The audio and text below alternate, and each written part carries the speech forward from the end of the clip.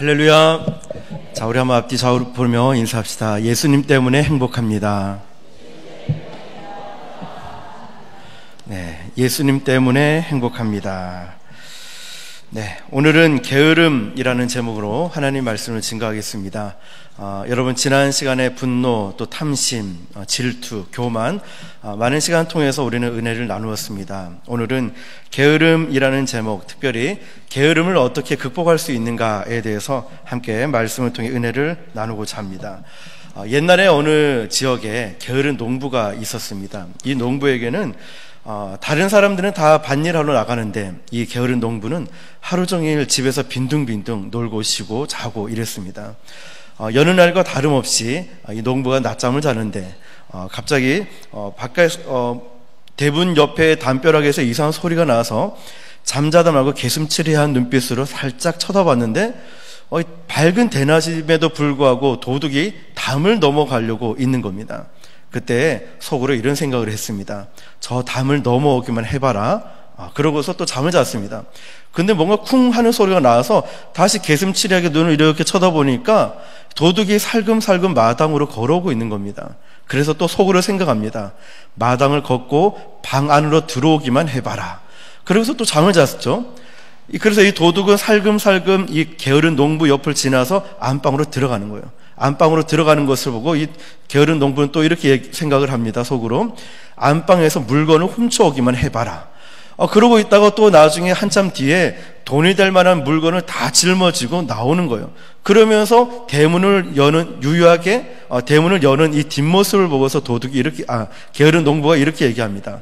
다음에 다시 오기만 해봐라. 여러분, 게으름의 극치를 보여주고 있는 장면입니다. 오늘 또 이 말씀을 우리가 잘 보면은 게으름이라는 것은 히라보로 아케이디아라고 부릅니다. 아케이디아는 두 단어의 합성어입니다. 하나는 합성어 아자와 키도스가 합쳐진 단어이죠. 아자는 부정사인데요, 아니다라는 뜻을 갖고 있고, 키도스라는 것은 돌보다라는 뜻이 있습니다. 즉 다시 이 말씀을 해석해 보면은 돌보지 않는다, 즉 무관심하다, 무책임하다라는 의미입니다. 신학자인 토마스 아퀴나스는 게으름을 이렇게 정의를 했습니다. 무슨 일을 하고자 하는 에너지가 거의 고갈되었거나 잃어버린 상태가 게으름이다. 이렇게 정의를 하니까 뭔가 좀 있어 보이지 않습니까? 신학자가 아주 멋있게 정의를 했다는 거죠. 무슨 일을 하고자 하는 에너지가 고갈이 됐거나 잃어버린 상태가 게으름이다. 아주 멋있는 것 같아 보이지만 한마디로 말하면 이겁니다.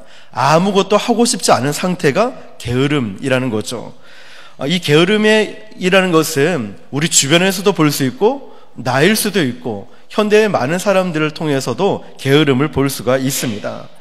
여러분, 게으른 사람을 보면 아무리 재미있고 기쁜 일이 있어도 기뻐하지가 않습니다. 관심이 없거든요.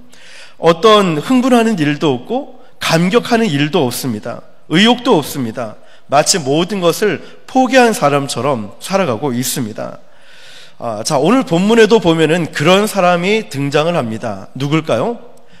제사장 엘리가 등장을 합니다.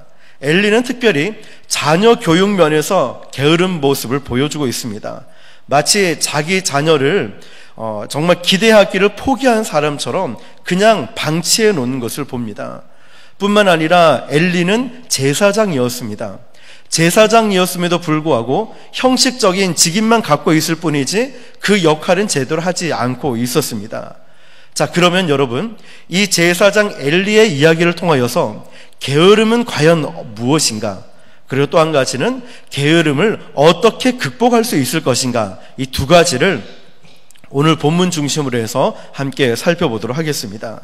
자, 첫 번째, 게으름은 무엇일까요? 게으름, 이것은 무엇일까요? 첫 번째로 게으름은 죄악입니다. 죄악.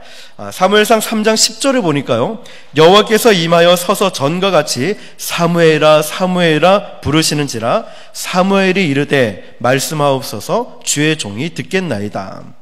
하나님은 엘리와 엘리의 두 아들 홈리와 비나스의 이 죄 때문에 그 집을 심판하겠다라는 이 경고를 제사장인 엘리에게 하는 것이 아니라 누구에게 말씀하십니까? 어린 소년인 사무엘에게 지금 말씀하고 계십니다. 그런데 하나님은 제사장 엘리에게 경고할 일을 왜 사무엘에게 말씀하셨을까요? 바로 이 점을 우리는 주목해 볼 필요가 있습니다.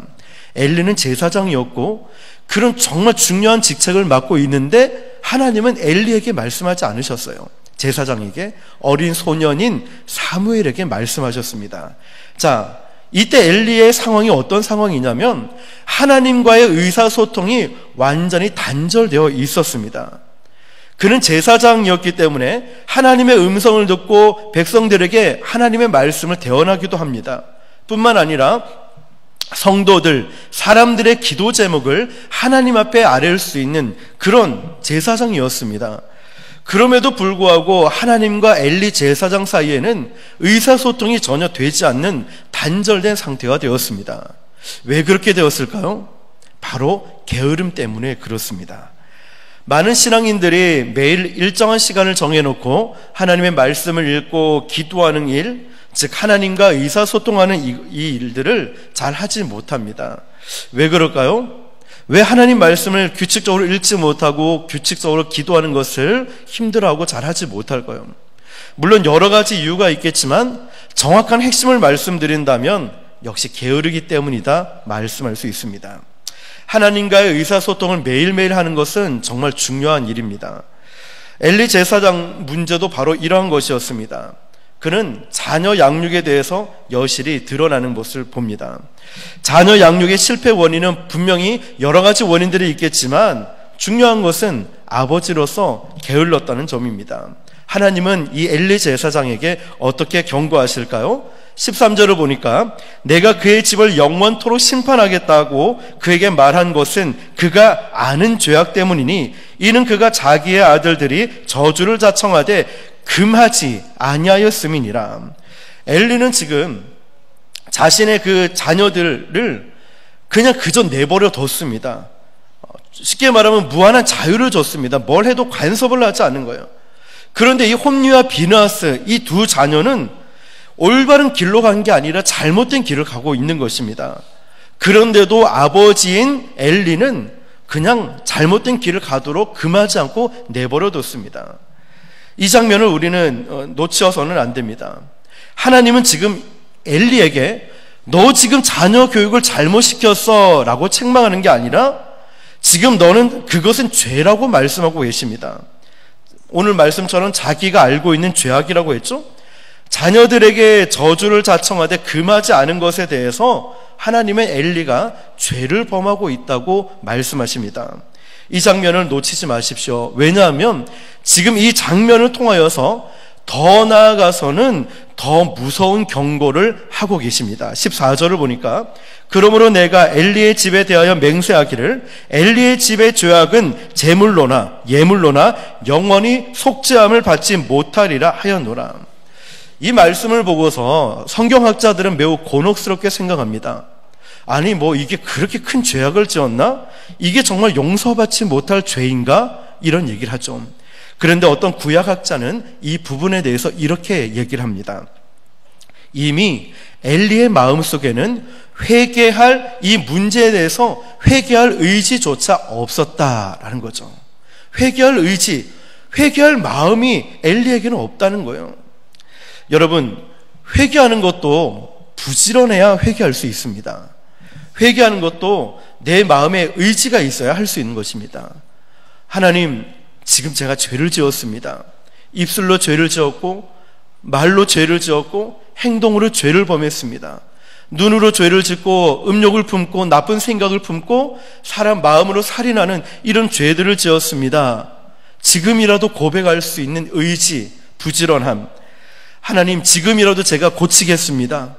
지금이라도 제가 회개하고 돌이키겠습니다. 하나님, 저 잘못했습니다. 용서해 주세요. 제가 새롭게 살겠습니다. 라는 이런 것도 의지가 있어야 되는 것이죠. 그런데 지금 이 엘리에게는 이것마저도 포기한 상황이었습니다. 엘리는 돌이킬 수 없는 다리를 건너간 것입니다. 이것은 아주 무서운 죄악입니다. 여러분, 이 게으름은 이처럼 죄악을 만들어 버립니다. 내가 주님께 회개할 수 있는 기회도 게으르니까 하지 않는 거예요. 예배 드리는 것도 게으르니까 다 귀찮은 거예요. 하나님 앞에 헌신하는 것도 게으르니까 다 모든 것을 포기하고 하고 싶지가 않은 것입니다. 결국 이게 이 게으름 하나로 시작된 게 하나님 앞에 죄악을 짓는 상황까지 간 것입니다. 이것은 신약 성경에도 보면은 지속되고 있는 하나님의 강조점을 보게 됩니다. 우리는 성경에서 달란트의 비유를 잘 알고 계실 것입니다. 주인이 먼 나라로 가면서 종들에게 각각 다른 달란트를 줬습니다. 한 종에게는 5달란트, 2달란트, 1달란트. 자, 이렇게 줬는데 5달란트 받은 사람은 5달란트를 남기고 2달란트 받은 사람은 2달란트를 남겨서 주인에게 칭찬을 들었습니다. 그런데 1달란트 받은 사람은 책망을 받았습니다. 왜 그랬을까요? 주인에게 받은 이 달란트, 1달란트를 어떻게 했습니까? 땅에 묻어버렸죠. 그러자 주인이 뭐라고 책망하십니까? 악하고 게으른 종아. 지금 이렇게 책망하는데 게으른 것을 악함과 동일시 여기고 있습니다. 게으른 것이 악하다라고 말씀하는 거죠. 이처럼 게으른 것은 죄악입니다. 주인의 모습으로 나타나신 하나님은 1달란트를 받은 이 게으른 종에게 이렇게 책망을 하죠. 이 무익한 종을 바깥 어두운 데로 내쫓으라. 거기서 슬피 울며 이를 갈리라 하리나. 게으름은 단순하게 바람직하지 못한 생활 스타일이 그렇다, 그냥 스타일이 조금 게으른 편이야 라고 우리는 보통 생각을 하지만 성경에서는 이 게으름도 죄악이라고 말씀하고 있습니다. 자, 두 번째, 게으름은 무엇인가? 습관입니다. 나쁜 습관이죠. 우리를 파멸시키는 습관입니다. 저는 이 엘리를 볼 때 엘리에게 있는 이 게으름이 하루아침에 만들어진 게으름이 아니라는 것을 보게 됩니다. 이것은 매우 오랜 세월을 두고 반복적인 생활 습관으로 굳어진 것입니다. 그런데 이 게으름이 처음에는 그렇게 심하지 않았는데 점점 나빠지는 것을 봅니다. 엘리의 삶을 우리가 한번 추적해 보겠습니다. 엘리의 삶은 사무엘상 1장에 보면 나와 있는데 처음 엘리의 모습을 발견할 수 있습니다. 사무엘상 1장 9절을 보니까요, 그들이 실로에서 먹고 마신 후에 한나가 일어나니 그때의 제사장 엘리는 여호와의 전 문설주 곁 의자에 앉아 있었더라. 엘리는 지금 가만히 의자에 앉아 있습니다. 이것만 보면 의자에 앉은 게 나쁜 것이냐, 그럴 수도 있지라고 생각할 수 있습니다. 그러나 이하의 말씀을 계속 보니까 엘리는 그냥 평범하게 의자에 앉아 있던 것이 아니라는 것을 발견할 수 있습니다. 이어지는 10절 보니까 한나가 마음이 괴로워서 여호와께 기도하고 통곡하매, 한나는 지금 마음이 너무 괴로웠어요. 아들을 낳지 못하니까 너무 괴로워가지고 괴롭고 아파가지고 하나님 앞에 호소하고 성막에 와서 이렇게 기도를 하고 있었습니다. 그런데 이 한나에 대해서 엘리의 반응은 어땠습니까? 14절을 보니까요, 엘리가 그에게 이르되 네가 언제까지 취하여 있겠느냐, 포도주를 끊으라. 여러분, 이건 지금 전혀 엉뚱한 소리를 하고 있는 것 아닙니까? 아니, 열심히 마음이 아파가지고 정말 간절한 마음으로 하나님의 도우심을 바라고 기도하고 있는 사람한테 지금 술 마시고 있냐? 너 포도주 좀 끊으라. 얼마나 화가 나고 답답한 말입니까? 적어도 제사장이라 하면은 무엇 때문에 그렇게 슬프십니까? 제가 같이 기도해 드릴게요. 이렇게 해야 제사장으로 마땅한 것 아니겠습니까? 그런데 지금 제사장인 엘리가 당신 지금 취했군요, 나무라고 있는 장면입니다. 이것을 볼 때 우리는 엘리가 그냥 의자에 앉아 있는 것이 아니라 넋을 잃고 앉아 있구나라는 것을 알 수 있습니다. 엘리는 지금 판단력과 분별력을 완전히 상실했습니다. 지금 무엇을 하고자 하는 의욕조차도 완전하게 상실해버린 엘리의 게으른 모습을 우리는 볼 수 있습니다. 여러분, 그런데 엘리의 이런 게으름이 여기서 끝나는 것이 아니라 계속해서 점점 더해가는 것을 봅니다. 사무엘상 4장 13절, 그가 이를 때는 엘리가 길 옆 자기의 의자에 앉아 기다리며 그의 마음이 하나님의 괴로 말미암아 떨릴 즈음이라 그 사람이 성읍에 들어오며 알림에 온 성읍이 부르짖는지라. 자, 여기서도 지금 엘리가 어디에 있습니까? 의자에 앉아 있습니다. 자기 의자에 앉아 있죠. 길 옆에 의자를 갖다 놓고 앉아서 기다리고 있는 장면입니다. 자, 그런데 여러분, 이때 굉장히 중요한 사고가 터져버렸습니다. 뭐냐면 하나님의 언약궤를 잃어버린 거죠. 빼앗겨버린 거죠. 너무나 큰 사고가 일어났습니다. 하나님의 언약궤는 당시 이스라엘 백성들에게 있어서는 굉장히 중요한 것이었고, 하나님의 언약궤는 하나님이 함께 하신다는 상징이기 때문에 너무나 중요한 일이죠. 그런데 지금 언약궤를 빼앗겨 버렸습니다. 그러면 여러분, 이 언약궤를 관리하는 사람, 이 책임이 누군지 아십니까? 역시 제사장이었던 엘리였습니다. 언약궤를 잃어버렸기 때문에 엘리는 지금 떨고 있었습니다.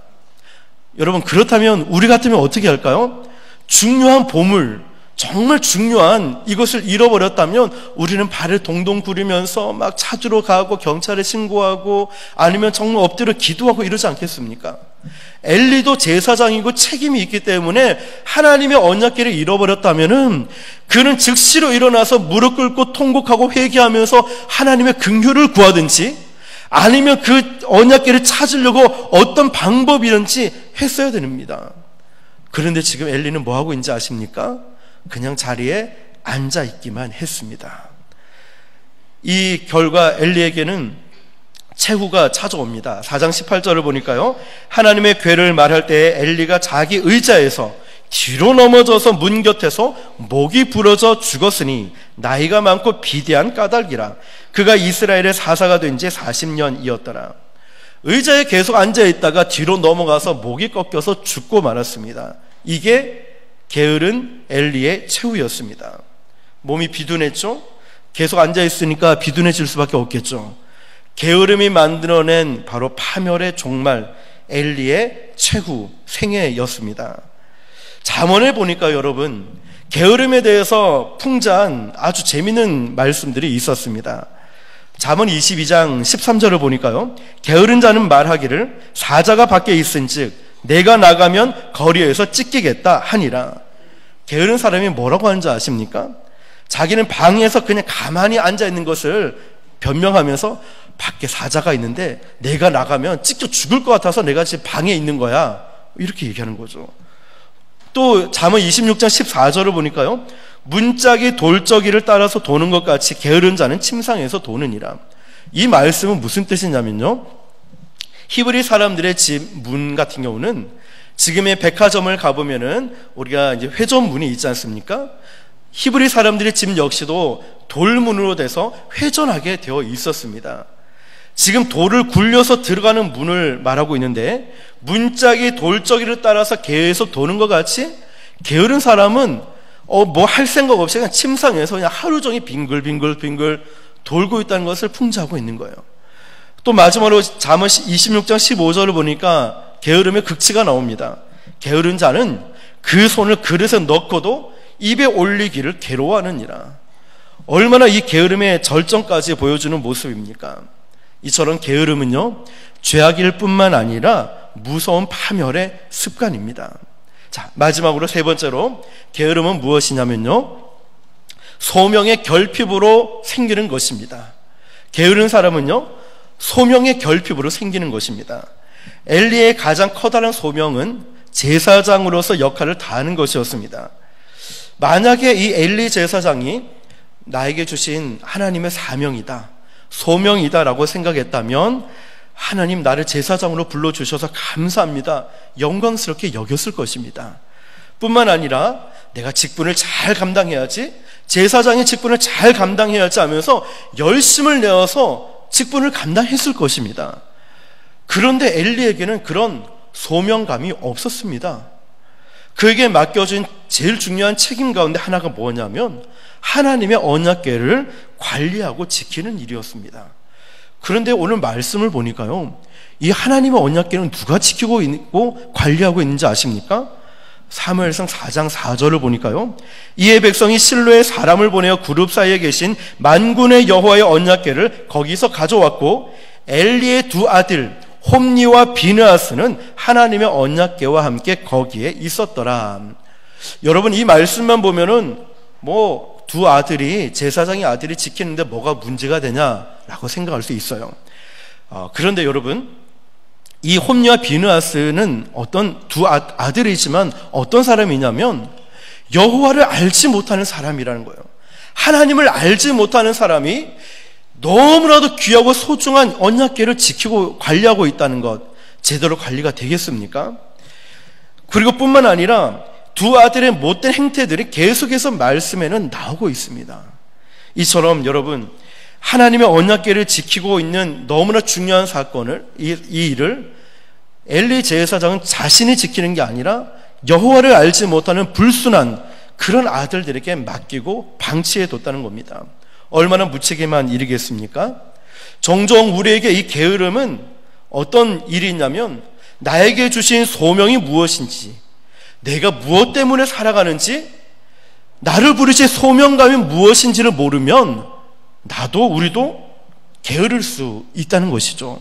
여러분, 오늘 이처럼 우리가 예배하러 왔는데 이 예배의 자리에서 하나님이 나를 부르셨다라는 이 믿음, 저는 하나님을 사랑해서 이 자리에 나와서 예배합니다라는 이 믿음, 헌신하고 봉사할 때 찬양대로, 악기팀으로, 교사로, 여러 가지 섬기는 부분이 있을 때도 하나님을 위해서 내가 이 일을 한다라는 부르심의 확신이 없으면 예배 시간도 늦게 왔다가 축도하기 전에 나가버리고요, 하나님께 드리는 헌금도 아깝고요, 하나님께 드리는 모든 봉사와 헌신도 내가 왜 이걸 해야 되지?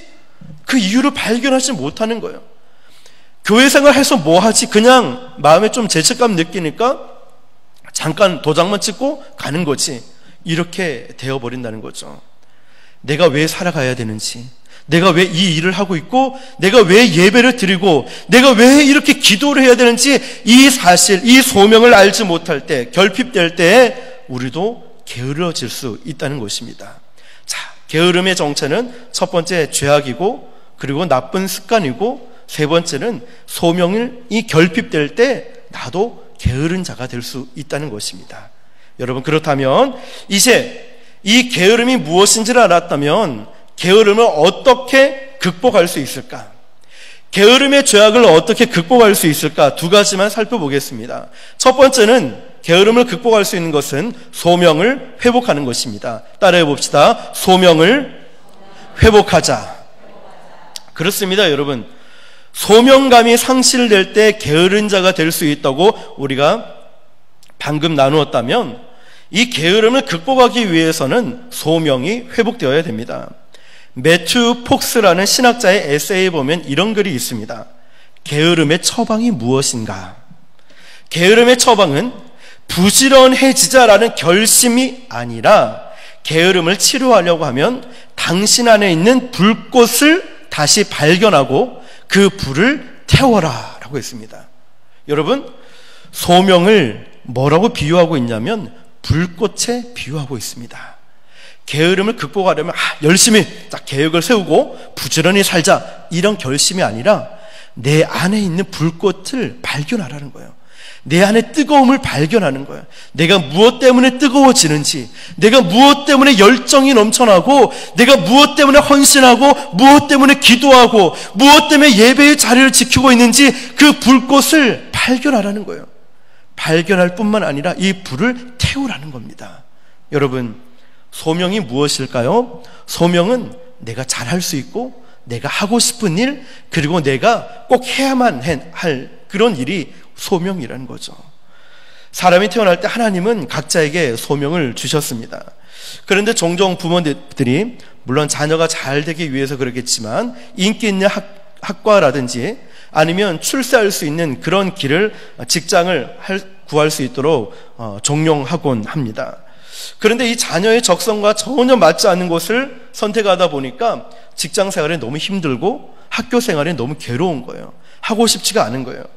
그런데 이 아이에게, 자, 네가 하고 싶은 거, 정말 네가 하고 싶은 거 해라 라고 이 소명을 발견하게 되면 어떻게 될까요? 그 마음에 불이 붙습니다. 하고 싶어서 안달이 나요. 견딜 수가 없는 거예요. 그러면 부지런해집니다. 아주 놀라운 일이 일어납니다. 열심히 자던 애가, 아무런 의욕이 없던 저 아들이 네가 하고 싶은 거 해 라고 하니까 얘가 눈에서 불꽃이 일어나면서 밤을 새워서 그 일을 하고 맙니다. 그런 일들, 그런 자녀들 경험해 보지 않았습니까? 이 아이에게 이걸 맡겨놨더니 너무너무 잘하는 거예요. 늘 늦잠 자고 게으르고 의욕이 없던 애가 갑자기 밤을 새고 아니면 일찍 일어나서 모든 채비를 다하고 나가서 일을 할 준비를 하고 있다는 거죠. 무엇 때문일까요? 소명을 발견했기 때문에. 그러므로 우리는 소명을 발견해야 됩니다. 여러분, 기도하면서 하나님, 저를 인도해 주십시오. 하나님, 제가 무엇을 위해 살아가야 할까요? 제가 하나님의 영광을 위해서 제가 어떻게 살아가면 좋겠습니까? 주님의 음성을 조용히 한번 들어보십시오. 사무엘에게 찾아오시고 사무엘에게 다가오시고 사무엘을 부르신 주님이, 오늘 그 주님이 저와 여러분의 이름을 부르시면서 내가 너를 위해서 준비한 일이 있다, 너에게 시킬 일이 있다 라고 말씀하십니다. 여러분, 그 음성을 들으십시오. 남은 여생 동안에 우리가 정말 그것을 위해서 목숨 걸 수 있는 그것 여러분에게 있습니까? 내가 정말 하나님의 영광을 위해서 내가 이 부분만큼은 내 모든 인생을 걸고 살아가겠습니다. 불꽃을 태울 수 있는 그 무언가가 여러분에게 있습니까? 여러분에게 나는 정말 기도자로 살아가겠습니다. 주님, 저는 전도자로 복음을 전하면서 죽을 때까지 살아가겠습니다. 주님, 제가 해외 선교는 못 나가도 물질을 심으면서 보내는 선교사로 살아가겠습니다. 하나님, 제가 우리 교회를 위해서 부족하지만 열심히 섬기며 제 평생 살아가겠습니다. 그런 뜨거움, 그런 열정, 그런 불꽃이 여러분에게 있습니까? 우리가 그것을 위해 죽을 수 있는, 예수님을 향한 그 사랑으로 살아갈 수 있는 그 소명, 여러분, 소명을 발견하면 달라집니다. 이 소명을 발견할 수 있기를 주님의 이름으로 축복합니다. 마지막 두 번째는, 중요한 것은 사랑의 결단입니다. 따라해 봅시다. 사랑의 결단. 사랑의 결단을 하는 것입니다. 무슨 말일까요? 사랑하기로 결단하는 것이죠. 단테는 유명한 말을 남겼습니다. 게으름은 사랑을 포기한 죄악이다. 게으름은 사랑을 포기한 죄악이다. 여러분, 엘리가 정말 그 두 아들인 홈리와 비느하스를 사랑했다면 그가 잘못된 길을 가고 있는데 방치해 뒀겠습니까? 절대로 그렇게 못합니다. 그런 죄악 속에 빠져 들어가고 있는 그 상황에 아들을 절대로 내버려 둘 수 없습니다. 같이 붙잡고 돌아와야 된다, 기도하자, 금식하자, 통곡하고 회개하고 하나님께 매달렸을 겁니다. 그런데 왜 그대로 내버려 뒀습니까? 게을렀기 때문이죠. 사랑을 포기한 죄악이 바로 게으름의 죄악으로 나타났습니다. 여러분, 주님을 저주하고 3번 저주하고 부인했던 시몬 베드로를 기억하실 것입니다. 예수님이 십자가에서 죽으시고 부활하신 주님이 갈릴리 바다, 갈릴리 호수에 다시 그 베드로를 찾아갔습니다. 여기서 우리 주님의 사랑이 느껴지지 않으십니까? 주님은 베드로가 3번 부인할 것을 알고 계셨어요. 알고 계셨는데 부활하신 주님이 크게 마음이 아파갔어요.